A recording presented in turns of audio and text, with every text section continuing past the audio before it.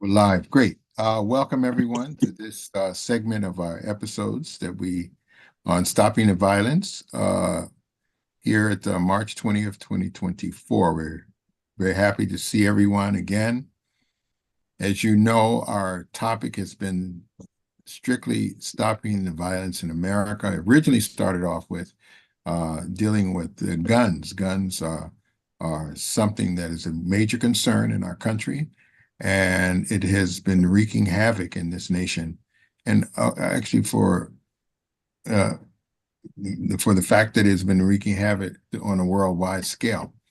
But what we have discovered through having extraordinary speakers on coming from religious backgrounds, political black backgrounds, we had mayors, we had other law enforcement, community activists, and several others have come on and shared their hopes and strengths in ways they have been working in order to prevent violence or their interventions or post-violence that has occurred in their communities or in their families, et cetera, et cetera. But what we have found that each one, as they have dealt with it, gives us a glimpse that there is a root cause of many of the problems that are out there. So we're very happy to have another guest, Pastor James Jackson, and just give you a little bit about him. Again, first, I'd like to just let you know my name is Zachary Oliver. I am the Vice President of UPF, which is the sponsoring organization for this weekly episode of Stopping the Violence. Pastor James Jackson, the lead pastor for the Fervent Prayer Church, began his ministry with approximately 10 members in a school building on the west side of Indianapolis with his wife of 29 years, Deidre L. Jackson, and their 4 daughters. Pastor Jackson holds a Master of Divinity degree from Indiana Wesleyan University and Wesley Seminary, and is currently a 3rd-year doctorate student at IWU. Pastor Jackson has hosted a weekly radio prayer ministry since 1998 and has been the lead host of the Community Connection, the host of the Unity in the Community program on Saturdays, and is the lead host for Real People, Real Voices. It airs every Sunday afternoon. He is also a social media influencer who hosts a daily devotional on Facebook and YouTube that reaches people all across America, South Africa, Bulgaria, Nigeria, Pakistan, Australia, Japan, and other parts of the world. Wow, very impressive. Pastor Jackson is the president of the Fervent Child Care and Christian Academy, which began under his leadership 24 years ago and has served thousands of children on the east side of Indianapolis. He is also the president of the Far East Side Action Coalition that sponsors the Clean for Green community program, which offers employment for youth by keeping Indianapolis clean and beautiful. In 2010, Pastor Jackson was the first pastor in the city of Indianapolis to be appointed to the Police Merit Board.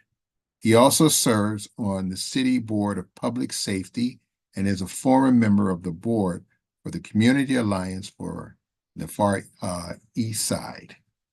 Pastor Jackson was awarded in 2014 the recipient of the Mayor's Community Service Award, Distinguished Alumni Award from the IWU in 2018. In 2014, Dr. Martin Luther King Jr. Humanitarian Award for Perrytown Schools, the Indianapolis Legend Award in 2017, and a Crime Fighter of the Year Award in 2016 from the IMPD.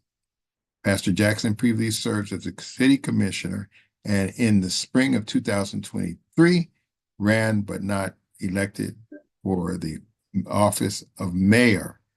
But we already want to give a proclamation and prophecy that in the next 4 years, whenever the mayor comes into the re-election, that you will be the next one in Indianapolis. God bless you and welcome to our program. Thank you. And it's really, really good to be here. Thank you, Brother Oliver, and certainly Brother Stoner for the invitation and helping to make this possible. Yes, welcome. So please share with us what you have been doing in your community. I see you even got an award for fighting crime in the communities. And just so even one of the significant programs is the Clean for Green program, which is giving jobs to our young people who are some of the targeted people for violent activities, and as well as keeping the city clean. Share with us some information you have with us. Well, certainly, I'm very grateful to God for how that He has used me to help make an impact here in the city of Indianapolis. Our numbers, homicide numbers, juvenile crime numbers may not reflect that today. What happens in cities across America, and of course in Indianapolis, is you have changes in administration. And when I was more involved, I'm still involved, but I was more involved during the Ballard administration. And Mayor Greg Ballard was very instrumental in helping us to expand what we call the Clean for Green program, which was born out of a community meeting where Captain Rice, who is a police officer in the East District, where my church is located, thought that would be a good name for the program. But at the time, we were having problems with unemployment and juvenile crime. So we thought about how we could fix that problem. And so I started researching unemployment numbers among youth. And Indianapolis has thousands of employable youth, but thousands of youth at that time and still today. And across America, in fact, there are double-digit unemployment numbers among youth of all ethnicity, and especially Black youth. The numbers have been as high as 40 to 50%.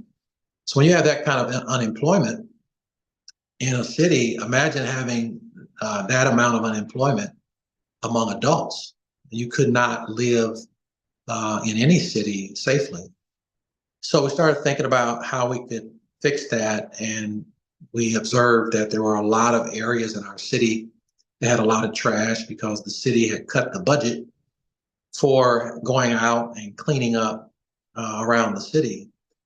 And then I read a book about McDonald's and how they would require their management teams to clean up within a mile of every direction of the store because they wanted to make sure that the people, now at that time, America had a different kind of mindset, and it was much more virtuous, and there was a lot more care and concern about how things looked. And it's not just for, looking at now, but even some of the package cars for, let's say, Amazon or United Parcel Service. I worked at United Parcel Service for 12 years. I was 10 years in management.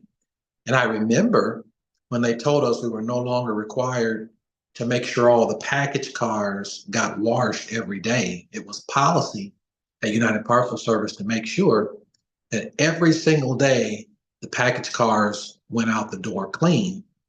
But if we think about it, not just with package cars and directions that you may come into a McDonald's or a Wendy's, and the environmental experience that you get when you are driving into a store or you are looking at these package cars. And I saw that yesterday with one of the delivery services, and the package car was just absolutely dirty.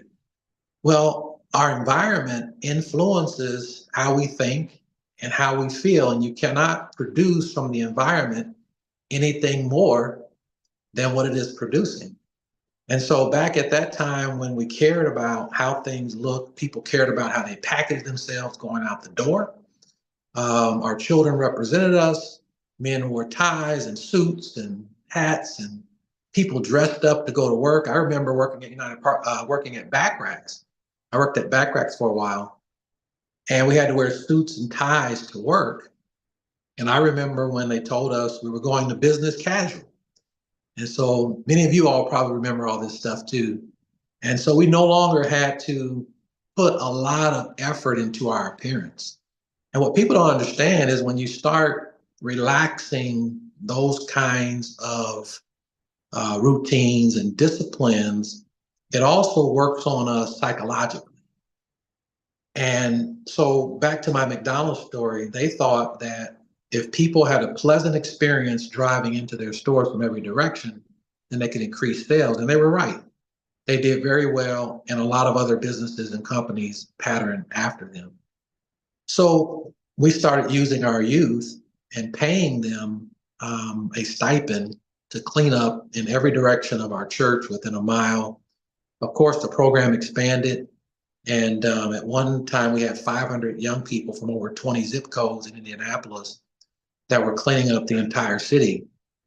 Chief Richard Height was the chief of police at the time, and he told me that the summer that we did that, we had almost no juvenile violence because we had so many young people from so many zip codes that were working.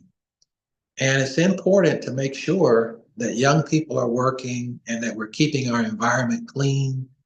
It influences a lot of who we are and what we do.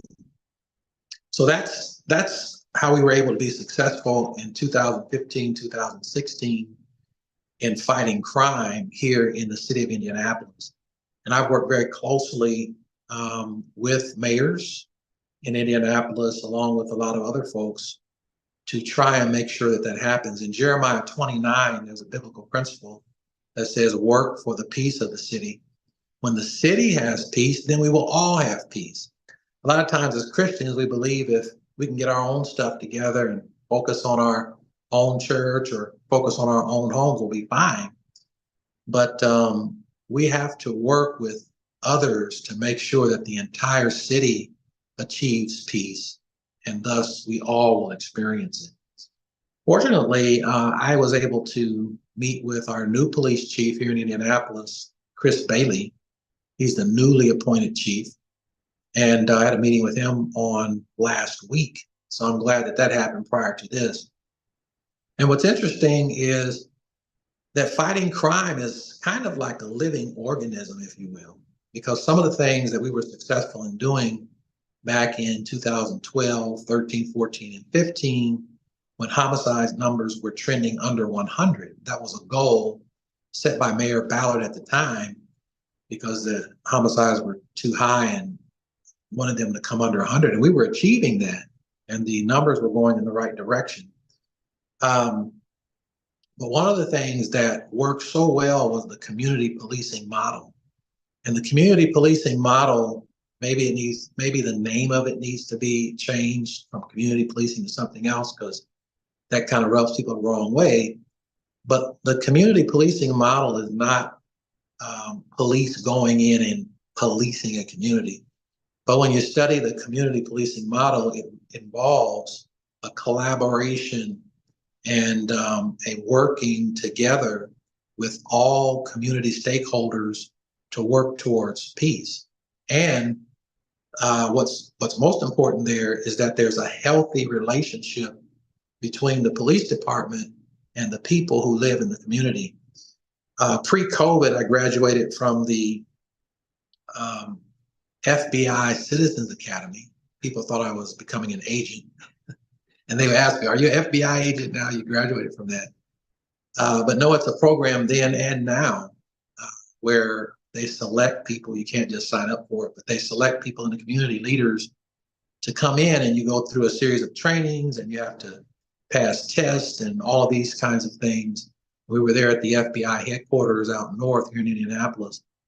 And I was able to successfully complete and graduate from the FBI Citizens Academy. And I learned a lot about how crime fighting works. And I think it's important for leaders, pastors, to work more closely with law enforcement and our public safety partners, because a lot of times we just don't know how they do what they do. And it's easy to sit back and say, well, they need to do this and they should do that, or why did that officer shoot that person and they should not have done that? And this all contributes to changing these crime numbers that are happening in our city. Because when we can improve those relationships between police and the people who live in the community, then when something does happen, the community is more willing to share information. And that's one of the things they told us in the academy. The FBI does nothing by themselves. They have to have people that give them information. And it's the same thing with local policing departments. With these cases, they need people to share information about what happened. And in my conversation with Chief Bailey on last week, the prosecutor that we have now, Prosecutor Mears, he is not just prosecuting every case that comes up. He wants to make sure that these are solid cases. Well, prior to his leadership, a lot of these cases would come up and they would prosecute. And so you had a lot of prosecutions and it seemed like we were getting movement. I didn't know that changes had been made like that. But out of my meeting with the chief, Chief Bailey, I learned a lot of things as to why some things had slowed down. So I think a lot of times in our communities across America, we're talking about how to stop the violence. If we're going to stop the violence, we have to start and have more dialogue. Let me say that again. If we're going to stop the violence, we have to start and have more dialogue. And sometimes that's challenging because even among leaders in our communities, there's a disconnect between our public safety partners and those who could help them to do what they do. And a lot of times you get a lot of negative scrutiny for even working close to the police department. I don't think that Chief Bailey would have a problem with me saying this, but we took a picture together. We had lunch over at Panera Bread or Fort Bend. And he said, well, I hope this doesn't destroy your street credit. Well, I'm a trailblazer. I got the Trailblazers Award. I'm an independent thinker. So I do whatever I want to do without worrying about what people are going to say most of the time anyway. And I posted that picture of he and I enjoying that time together because I always tell people in the community, we must develop healthy relationships with one another before something bad happens. Because when something bad happens, it's very difficult to try to get to know one another quickly enough so that we trust one another so that we can go further faster. But if we already have these relationships, if we already know one another, we're already talking, when bad things happen as they do, we already have that relationship. So we don't have to work through that. We can get right to the problem and deal with it and solve it more quickly. So that's one of the things I think that we're missing in our communities. People are talking on their social media pages because it's easy to get behind a camera and say whatever you want to say. It's easy to make deleterious remarks about people on X, formerly known as Twitter and Facebook, and it's easy to throw rocks and different things like that. But what I have found is that people are more cowardice when it comes to face-to-face meeting. People say that these folks out here killing people are cowards. They're not cowards because the definition of a coward is a person who is afraid to do dangerous things. And a lot of those folks are not afraid to do dangerous things, and they're doing dangerous things every day. So they're not cowards, they're criminals. They're lawbreakers. But cowards are people, you don't have to get out into crime. They're people who won't even talk to each other, afraid to have a face-to-face conversation with a police chief, with a mayor, with a governor. And I'm not talking about speaking truth to power and hollering and making demands. I'm just talking about, hey, well, you got a problem. The trend in Indianapolis and across America, what I'm seeing and what others are seeing is that the age of the offender is getting lower. It used to be we're in crisis because we saw 25, 30-year-olds. Now we're seeing 15 and 16-year-olds, and that number is starting to drop to 14 and 13. I think we still have a little bit more time to get out in front of this, but we have got to start talking to each other. We've got to have dialogue. We have to keep the issue out front. And I believe God will help us in our working for the peace of the city.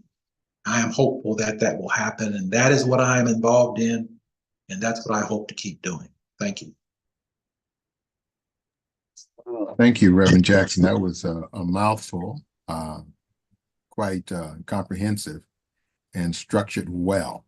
One of the two things that you shared, actually 3 points that you did share. One was the environment, and it's true.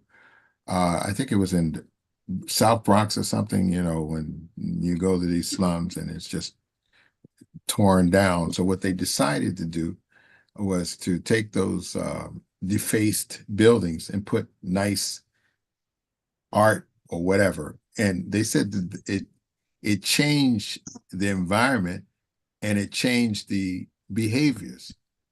Some of the ill behavior started to decrease because they found out that when people are looking at disaster, they also become disaster. They become desensitized, if you will, to good behavior because just the good behavior is not within their environment. So I like that analogy that you have given. Secondly, it was that's really impressive to get those 500 kids out there like that and teaching them and cleaning. And one day I was in a community center here in Virginia, and I was reading this one interesting article, and it was a survey. They had done a survey on taking, I think, like 50 young girls from the age of 13, 14, 15.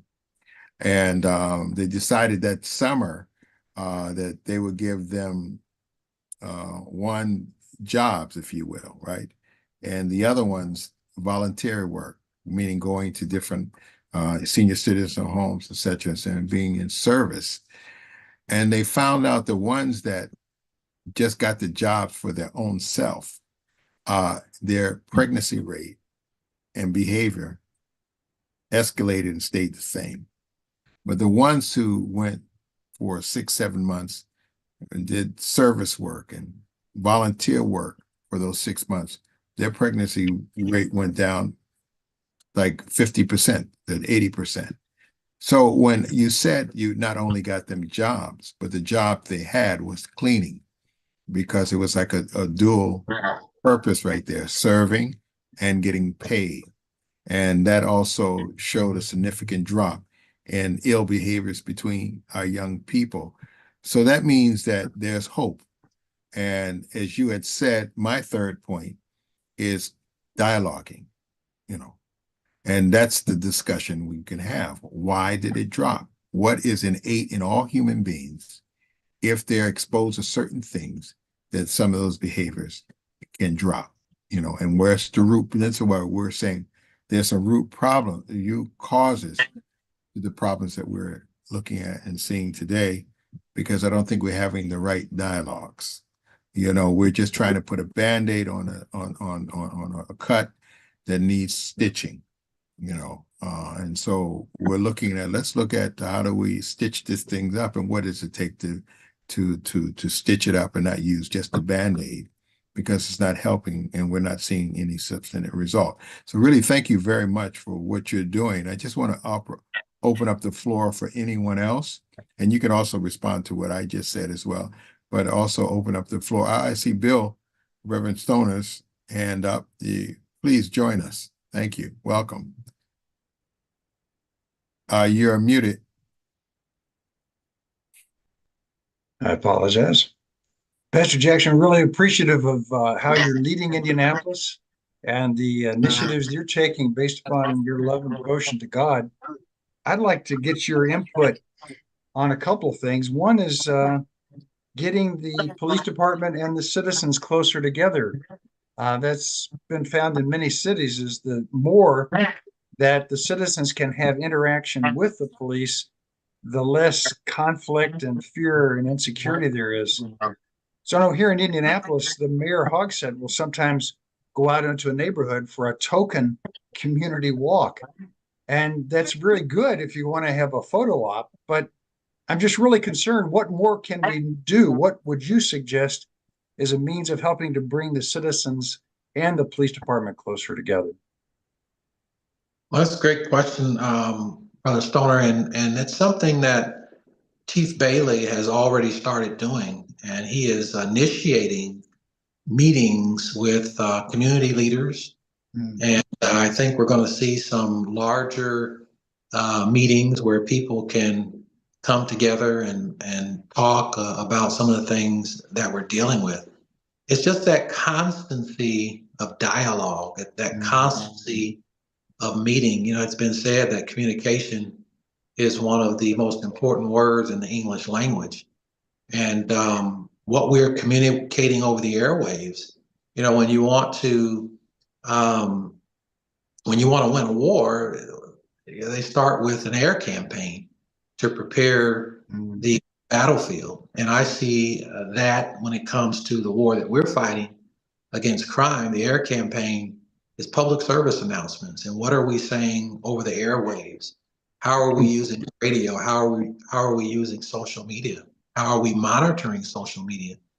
And that it's important to make sure that the right things are being transmitted over the airwaves. For example, there's what's called drill rap that's out now, and drill rap glorifies violence, glorifies killing people. Well, there's actually, and I investigated this many years ago, there are already decency in broadcasting laws on the federal law books, but you have to have a large number of people advocating for it to work.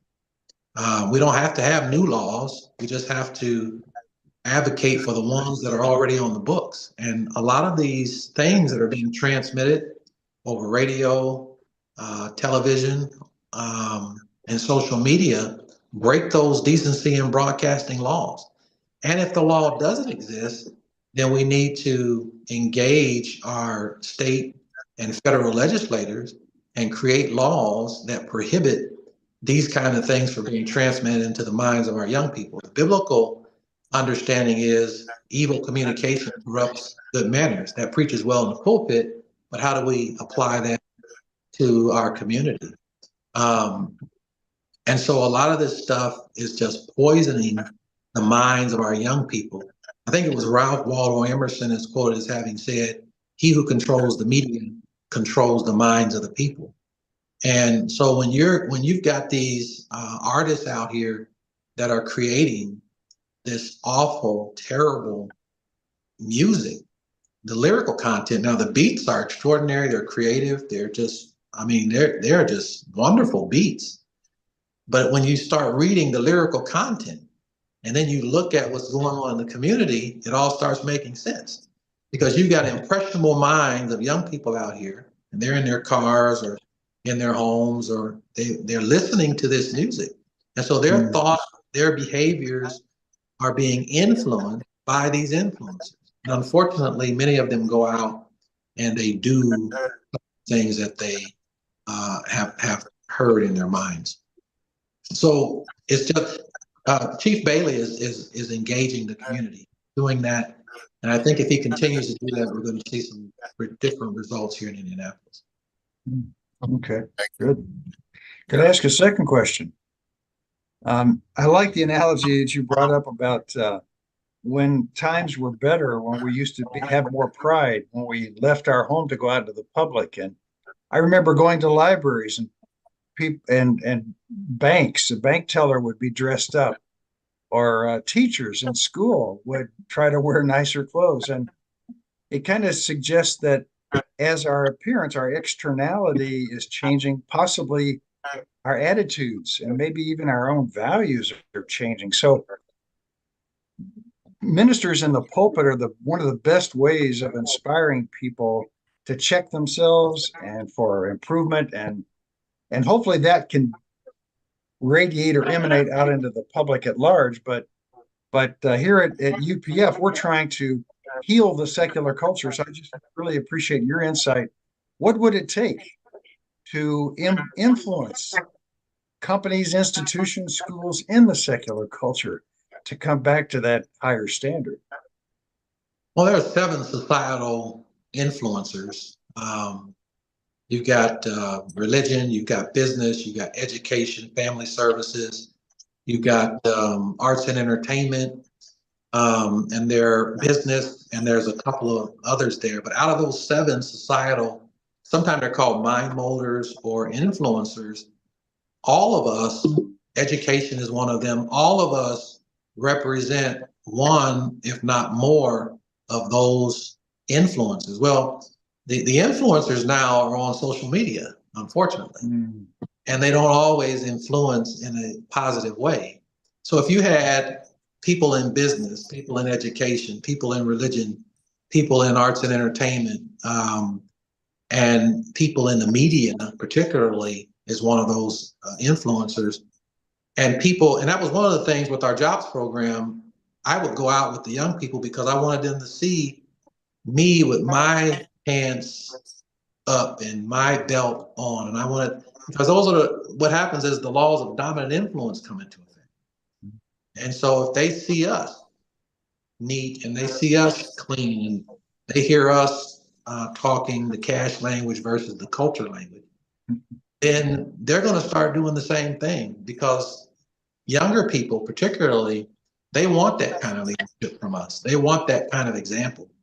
But when you have people in those 7 societal influencers that don't care, that have a very low standard, then that's what happens across the board. And I think that's what we're seeing a lot of times in our communities. Yeah, thank you. Thank you, sir. Thank you, Bill. Thank you so much. One thing that comes to mind, and we have 2 other people that I want to bring on. What you said, one significant is in conjunction with what Bill said, and the questions that the question that you answered. And you said there's not enough voices out there with the law that says that there are some, standards, there are some clauses within our policies that states that, the kind of language shouldn't be in public ABC, but there's not enough voices out there in saying they do exist and we need to bring them back, and let's look at how they influence us. One other word just comes to my mind is that the alternative voice is not strong enough yet. So let's ask Bruce, I believe, Bruce Sucher. Yes, sir. Thank you. Welcome, Bruce. Daryl, thanks so much for your presentation. I'm in Chicago. You might have heard that we have a few problems here. I taught in the inner city, and I have 2 comments. One, as far as working with the police,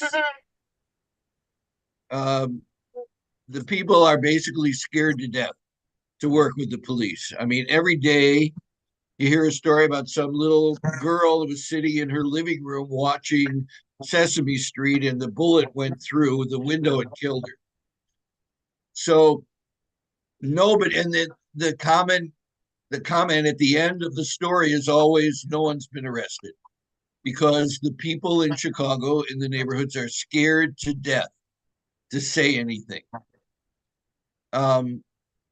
My second point is, recently, a Black professor was hired in Chicago to be head of one of the poverty programs, and he wrote an incredible essay in the paper. He basically said, if you want to stop violence in Chicago, build 2-parent families, which is exactly what I feel, but I don't know how to answer that question. I don't know how, if the biggest problem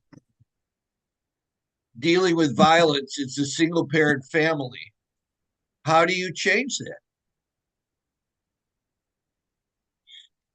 Well, actually, what we're saying is, whether it's a 2-parent family or a single family head of household, young people are still getting in trouble. One of the main contributors to what we're seeing is the hip hop culture. If you go back, and I did this, if you go back, hip hop is about 50 or so years old. And if you go back about 55 years before hip hop really came on the scene, and you look at particularly Black youth and Black families, you get a different picture.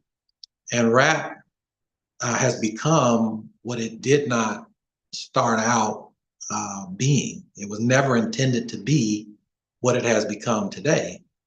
It was more positive to get a message out there, but it has become something totally different. And so if you track alongside that and you go year on year and you listen to what's being transmitted and you read the lyrics, I go and I look at the top 10 hip hop songs, and you're going to find violence, you're going to find sex, you're going to find drugs, you're going to find guns, everything that we're fighting against, you're going to find it in those lyrics. And these are the top songs. Now, the pushback on that is, well, other ethnic groups listen to the music and they're not out doing these same things. Well, that may be true, but when you start looking at Black families, and not that it's just Black youth who are doing all the crime, or crime should not have a Black face on it, but at least in Indianapolis, the disproportionate number of those who are involved in criminal activity are Black youth. We are number one, or Black families are number one in violence and last in total household income. So, whether you have two people, I think it would help. It would certainly help if you had two people in the home. But what we're seeing now is some of the offenders come from two-parent homes. So it's making sure that our young people are being positively influenced. I think the two-parent home can do that. But going into the school, because I know my daughters, we raised them in the church. But when they went to school, man, you talk about evil communications, corrupt good manners. They were doing some things, and we had two-parent home. And it was a rough ride, because when they would go to school, they were interacting with some things that were totally different than what we had taught them. So I think that's a contributing factor, but I don't think that's the main factor. Well, I agree with you. I mean, my parents barely survived. My, white parents in a Jewish neighborhood barely survived with two sons. Although I would say things got better after we both left. But maybe I don't say the only crime is committed by children of one-parent families, but I would say it's overwhelmingly true. And I have no idea.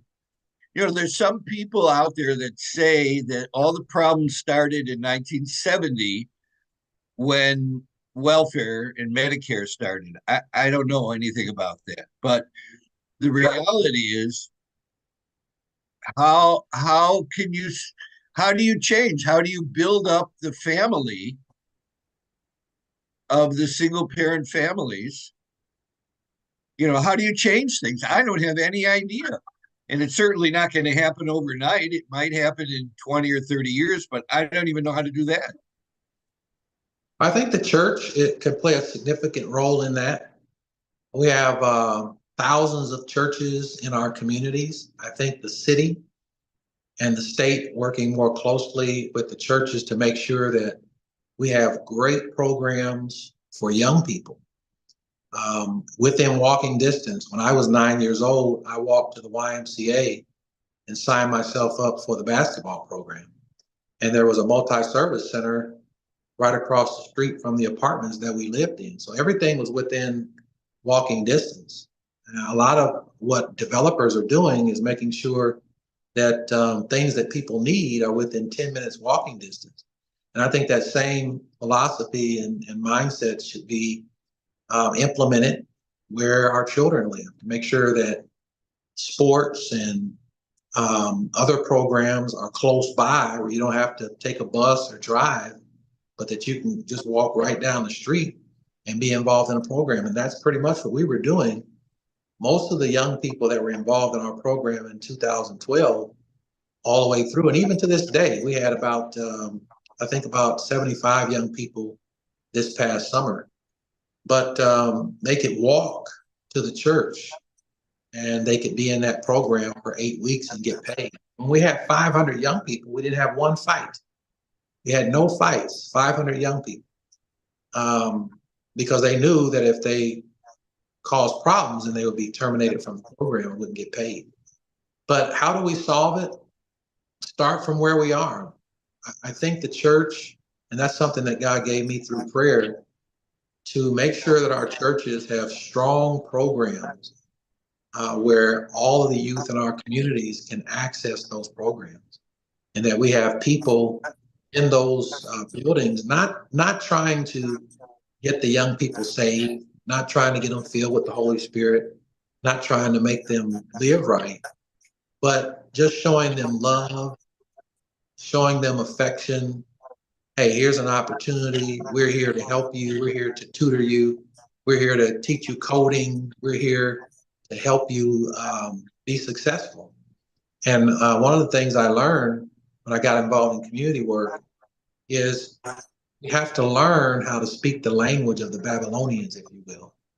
You know, Daniel, Shadrach, Meshach, and Abednego were all governors, and they learned the language of Babylonia. Now, they were skilled in their own language. They were very intelligent. But in order for them to function well in the place that they were in, they had to think biblically and speak secularly. And too often, we're not good at that.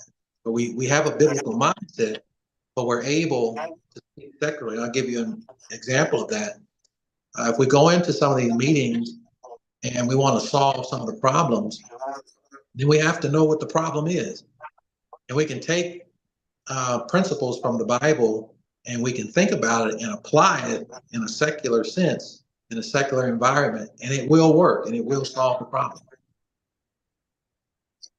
That's really powerful. It's true. We have another question or statement from Reverend Darrell Franklin. Welcome.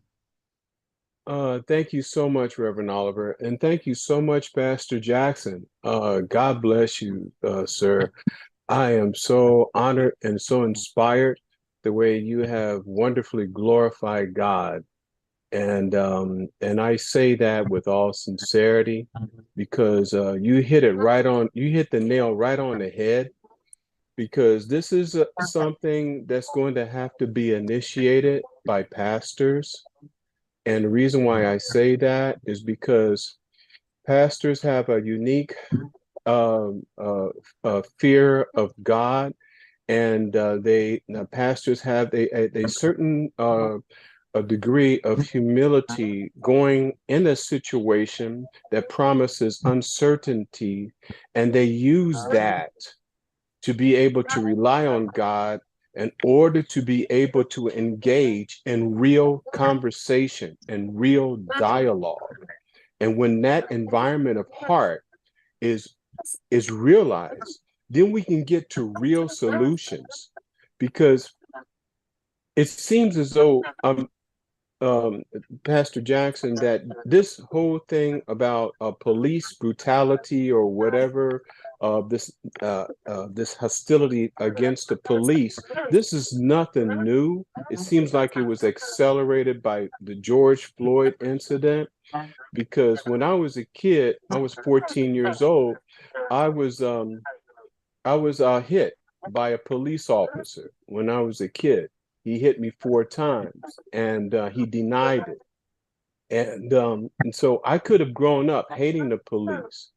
But one policeman who was investigating it, he didn't believe my story. And then another policeman who came to our home, he said, you know, I've been a police officer for 20 years, and I know when somebody is telling me the truth.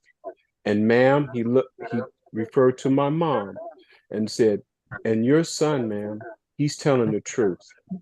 And so that helped me to be able to have a certain sympathy towards police officers. And so the whole idea of you engaging and having real conversation and promoting the idea of, I believe the term was community policing, that is the right way, in my humble opinion, of going about it, because they overstepped it when they talked about the whole idea of defunding the police. That's not going to solve the issue. Which is more on point is what you're doing. It's about having a real communication and earning the people and the neighborhood's trust. You create that environment, you will create the opportunity where healing can come to that circumstance. And so I just wanted to share with you my gratitude. I'm sorry I didn't have a question, but I just felt the inspiration to share that with you. And I want to thank you so much for your service. God bless you, sir. You're Thank you. welcome. You're welcome. Thank you. Yeah, I would like to call on Dr. Madeline. I did see her here a few minutes ago. Is Yeah, she? she raised her hand up. Okay, Dr. Madeline. Oh, there she is. Yeah, I'm here. Greetings, everyone. Pastor Jackson, thank you so much for your community work and service. I've actually seen you in action. I live off a German church. Oh, yeah. Yeah, so I'm not far from your church. I appreciate the fact that you're sharing the information of what you're actually doing, and the whole thing about the community that takes motivation and drive. And I believe when the community get more involved in the community, we'll see a change. When we talk about numbers and talk about 60s, the percentages, the number of households that are single parents is 40%, yet it's 60% that's two-parent family homes. So when we talk about influence and when we talk about environment, those things are affecting our children. You know, when we talk about Caucasian children, they come from two-parent homes, but they're the mass killers. So, you know, we don't have an answer as to why these things happen. I think we have to put ourselves in position to try to correct what we're dealing with. And I say to everyone on this line, everyone that's involved in this webinar, when you see young people, how are you treating those young people? Do you take a moment to look them in their eyes and say, how are you doing today, young man? Or how are you doing today, young lady? We all have a responsibility to change this situation around. And it's about giving the youth value and respect. I think it was Bill Stoner that mentioned the way we dress now and how we conduct ourselves. We're always being watched, whether we want to be watched or not. When we go into the market, when we drive in our cars, young people are looking to see how the adults are acting and behaving. So we have a responsibility. And that's why I say, when you see young people, greet those young people, show them some respect, let them know that you see them. You know, you walk past a young person or you don't say anything, you drop your head down. They already have internal conflict that they're not being seen. And when we don't address them, then it marinates. It actually confirms that feeling. So as individuals, we have a place and a role, an active part that we can play to change this situation around. And yes, it is going to take time, and it is going to take strategic planning. But all of us can play a role, whether we're in a pulpit. I was in a pulpit for 25 years. So whether we're in a pulpit, at the same token, I worked in the prison system for 13 years. But wherever we are, we have a responsibility to show who we are in our God likeness and being in the image of God and respecting people and letting them know that we are examples of Christ, and to honor them in a way that they know and they can feel they've been seen and respected. Again, Pastor Jackson, thank you so much for sharing, because you gave a lot of information. When you talked about the FBI Academy, I was like, oh, well, where did he go for that? You said, but no, I'm not an FBI agent. But I'm sure the information that they've shared with you open your eyes to a different realm, because we do think that the police should just go out there and do whatever we think they should do and not understand the full spectrum of policy, of procedure, of information that's collected, and on in that realm of things. So again, I thank you for sharing your experience with us. You're welcome. And I think it's important that we expose ourselves to law enforcement and the different things that they have to offer. When I was in that program, they had the shoot, don't shoot scenario. And most of the people who were in the class, and these were people from all walks of life in Indianapolis, when there was someone on the screen who was committing a crime, and the citizen would say, you know, halt. And before they said halt, they would shoot the person 7 or 8, 9 times.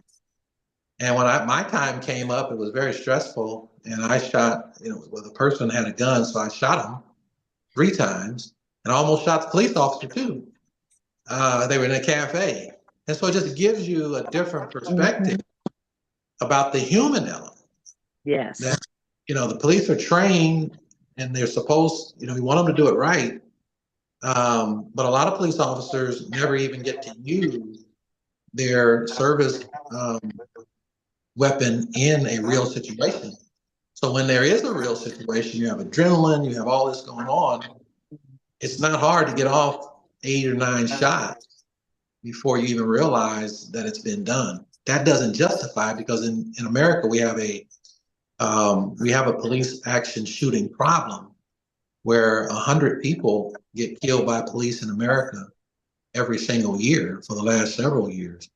So what we can do in situations like that is we can get together and we can go to our federal legislators and say, hey, this is a problem that's impacting our community.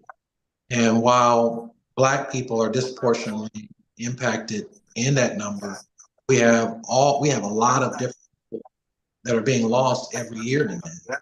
So it's just organizing around those things and approaching it in a more holistic way, because and the reason why I say that is because you have a lot of legislators who have the mindset, statewide and federally, who think and who have been trained that it does not affect all people living in America.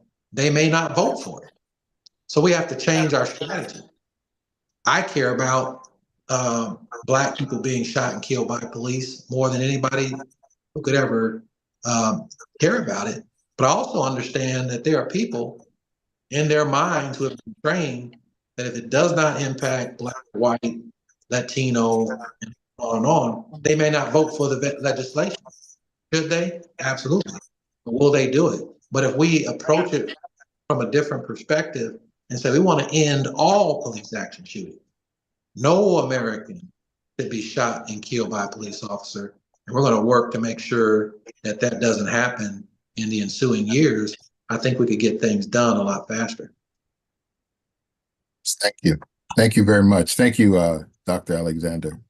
Thank Always you. for your wonderful comments. Thank you, Reverend Jackson. We have a few minutes. Anyone else has anything else they'd like to add on? I'll add something. Sure. Hi, Reverend. Well, thank you. Yes, sir. God Hey, bless you. Rev O'Connor. Okay, so Reverend Jackson, yeah, there are many things. I mean, as mentioned, Bill Stoner and Bruce mentions different things. You know, the laws we make do influence, you know, what we do in society related to family. The family is the center. You have to take that, start with the family, and every place you go, you've got to make sure that the family is healthy, taken care of. If you make laws where, you know, getting welfare has to mean that the father is away from the family, and that's detrimental to the family. So you can't have that. As it should change that law. Way back when they made divorce no contest, that's not right either. You should have a reason why you get a divorce, right? Not make it so easy. That's detrimental to the family. So you can't have that as a law. So there are many laws like that we ought to change and move back to where they were when they were most effective. And also, public schools has damaged our kids so much. You know, we're getting more and more homeschool associations, and it's getting stronger and better. But it's still a pretty small percentage of kids get to have that experience. And of course, if you go have homeschool, you've got to have responsible parents, right? You have to have educated and well knowledgeable people as parents. So these are things that we really could focus on. Every aspect of society, even like business, right? Say the family is important. if you're running a big corporation, you make sure that the family's not neglected because you're burning up the time of the parents in doing business, right? So all those things you have to focus back at what is most important for the family. So, churches, you're right. Churches have a big part in that. So I pray they can get going again and try to, work on these things and broaden out. We have to think God is the important point. The family and God is the central thing we have to focus on. And can't be afraid to talk about God in public policy and public arena. That's very important. So I think that's one thing we're afraid of talking about God so much, in public, but we can't have to change that kind of mentality. Yeah, that's very, very good point there, Brother O'Connor. When I was interested in how America started, so I got some books and started reading, and the founding fathers actually thought that if they made it law to teach the Bible and have prayer in schools, that it would produce a virtuous electorate out of which you would have virtuous legislators. Amen. And so by law, you had to teach the Bible. They were not trying to get everybody saved. They were just trying to get virtue. They were trying to get people to do the right thing. And it worked. It did work. People were more virtuous. They did care about right and wrong and doing the right thing. But if you look at what's going on now, virtue is certainly not at the top of the agenda for the American society.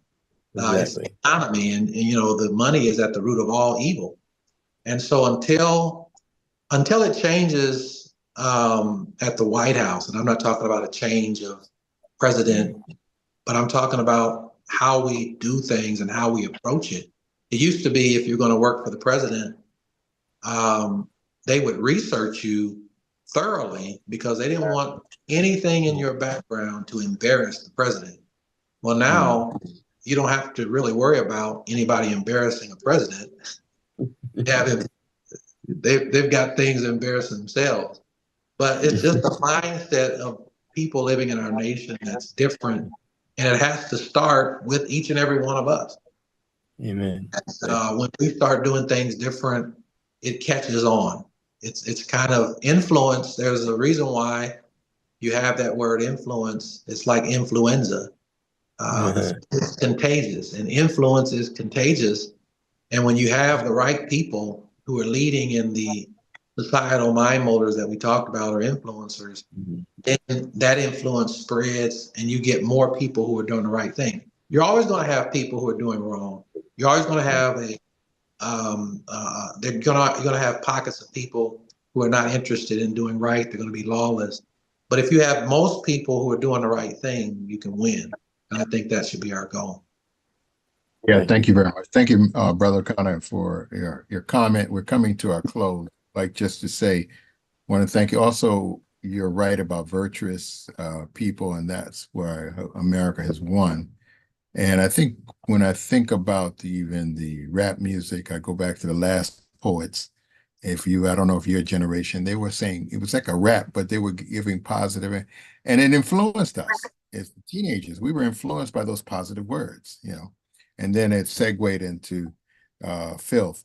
But I believe there was various agenda to even use that platform because that platform is a very powerful platform, and to use that platform to break down the virtuous, demeanor or character of this nation for a reason, So I think there's some insidious agendas behind us that we might not even see. And that's when, as you had said before, they're not enforcing the laws of the environment, of behaviors, of our kids. Every word that you hear kids now walking down the street, including little girls, is the F word. I mean, it's just nasty. And all the movies, all the programs, it's just almost it's natural. It's like, the word "the" is, you have to say it all the time. Now they say it all the time. So I want to thank you so much for bringing your insights to the platform. Just in closing, would you like to have a few closing remarks? Yeah, first of all, thank you again for allowing me to come on and share. And I would say that be hopeful and encourage everyone else to be hopeful, because there are a lot of people who are becoming so exasperated and so discouraged about this problem. And people don't think that we can ever fix it, but there's always hope. God always raises up somebody or a group of people who can fix the problem. And when we look at scripture and we look at time, God always raises up what we call heroes. He raised up judges. He always raises up people that he will put in place to help turn things around. So I am very hopeful that we can get the job done. And the people that I believe God will raise up will be able to influence those large numbers of people. Because what has to happen in America is you have to have people who join you. To have 5 or 6 people, it's just not going to be enough. You need thousands of people, hundreds of thousands of people who come together and say, we've had enough. We don't want this anymore. We want to see change. And that's when change occurs. Thank you very much. And I totally agree with you. Thank you for that last comment. I totally agree with you. And as you said, the alternative voice needs a resonating voice, and then it's like a Pied Piper. The people will listen. Oh, I have a platform, a substantial platform. But those Pied Pipers, those few have to be totally united so that they can bring the masses. I want to thank you so much for that. And it's true. What I want to do also in closing is invite you to join us in June or July. Mostly we're going to have a conference bringing the best practices in there, people like yourself. And what we found was that a lot of people are isolated, what I call in their own silos or their own little islands, not knowing that you're doing very substantial things. You are the power of the alternative voice, but you're not in collaboration with one another on a national level. And we just want to be that type of platform so that we can have those real dialogues that can bring sustainable and measurable change, not only in your own individual communities, but on a national level. And so I want to invite you to come. I've started a little committee just to decide to discuss what the conference might look like. And we'd like to have it here in Washington, D.C. Yeah, I love Washington, D.C. So we'll contact you. I'll let my dear brother Stoner know, and then we can have you on that committee to discuss what we can do in that conference that we feel that can go on a national level of influence. Right. Amen. So thank you so much, everyone. God bless you. Thank you all for your comments and your questions, and we look forward to seeing you next week. And thank you again, Pastor Jackson. Did a great job. Thank you. Thank you so Hey, much, Reverend Pastor Jackson, Jackson. God That was bless you, great. brother. Yeah. Take care. Awesome. Very good. Wish you well. Thank you. Amen. Thank you, one and all. Thank you, Reverend Oliver. You're Thank welcome. you, Mr. Stoner. God bless you all. Thank you, Reverend Oliver. Yeah, You're thank welcome. you. You're doing an amazing job. It just gets better and better. Each speaker gets That's better right. and better. Absolutely. Thank you. Amen to that. Thank you. Good networking. Good networking. Beautiful and powerful, right? Yeah. Yes. Yes. And maybe Pastor Jackson, we can collaborate. I don't know if he's still there. Maybe you can make some collaboration and take ownership and restore our music back. Yeah, so he left. But I did want to say to those who are here, Pastor Dr. Madeline, and also Nadia and those people. I'm going to have a conference call, bringing a few people on. So be on alert, and so that we can bring them. Dr. Bostic, Pamela Johnson, Dr. Bray, Gordon Bray, General Bray, and one other. They have already committed to be on the committee. So we look forward to it. God bless you, everyone. And God bless. Yeah, okay. All Thank right. you, Thank you, Nadia. Reverend Alder. God bless.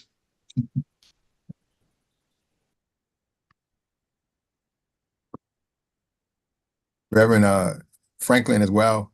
I'll send out a notice and we'll all have a great discussion. God bless you. Great. Take care. Excellent, excellent. See you. See you.